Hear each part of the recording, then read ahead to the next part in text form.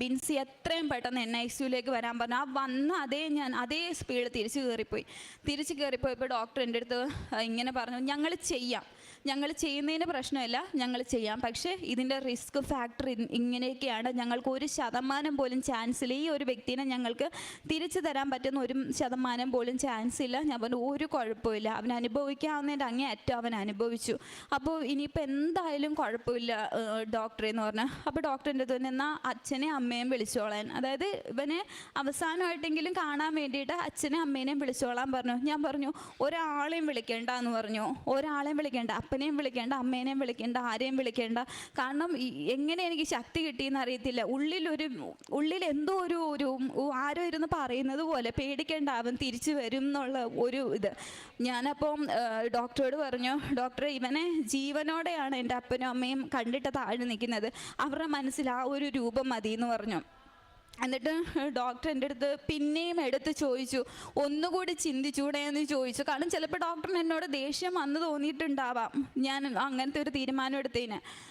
ഞാൻ പറഞ്ഞു വേണ്ട, ഒരാളെയും വിളിക്കേണ്ട എന്ന് പറഞ്ഞു. അപ്പോൾ ഡോക്ടർ ഒന്ന് സൈൻ ചെയ്ത് തരണം, കുറേ പേപ്പേഴ്സ് കൊണ്ടുവന്ന് ആ പേപ്പേഴ്സിലെല്ലാം സൈൻ ചെയ്ത് കൊടുത്തു.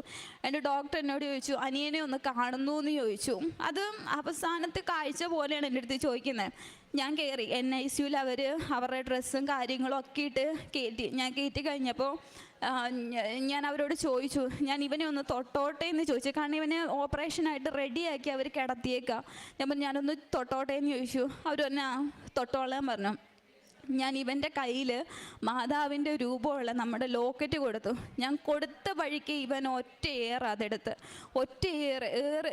എറിഞ്ഞപ്പോൾ ഞാനത് പോയി ഓടിയെടുത്തിട്ട് ഞാൻ എൻ്റെ മനസ്സിൽ പറഞ്ഞു, മാതാവേ അവൻ എന്തുവാ ചെയ്യുന്നതെന്ന് അവൻ അറിയത്തില്ല, അവന് ഒരു ബോധവും ഇല്ല, അവനോട് ക്ഷമിക്കണേന്ന് പറഞ്ഞു. ആ പറഞ്ഞ വ്യക്തി അതുവരെ ഒരു അനക്കമോ ചലനമോ ഒന്നും ഇല്ലാതിരുന്ന ആൾ ആ ലോക്കറ്റ് എന്നോട് ചോദിച്ചു, അത് തരാൻ പറഞ്ഞു. എന്നോട് പറഞ്ഞു അതിങ്ങി താന്ന് പറഞ്ഞു. എന്നിട്ട് ഞാനിവൻ്റെ കയ്യിൽ കൊടുത്തു. അപ്പോൾ അടുത്ത് നിന്ന നേഴ്സ് എന്നോട് പറഞ്ഞു, ആളുടെ പെങ്ങൾ വന്നാലേ സംസാരിക്കാൻ പറ്റുള്ളൂ എന്ന് ചോദിച്ചു. എന്നിട്ട് ഞാൻ ഇവൻ്റെ ചെവിയിൽ ഞാൻ പറഞ്ഞു, അപ്പം നമ്മളെ അവിടെ ഇരുത്തത്തില്ല, അപ്പോൾ ഇവൻ കിടക്കണേൻ്റെ നേരെ ഫ്രണ്ടിലാണ് NICUവിൻ്റെ ഡോർ.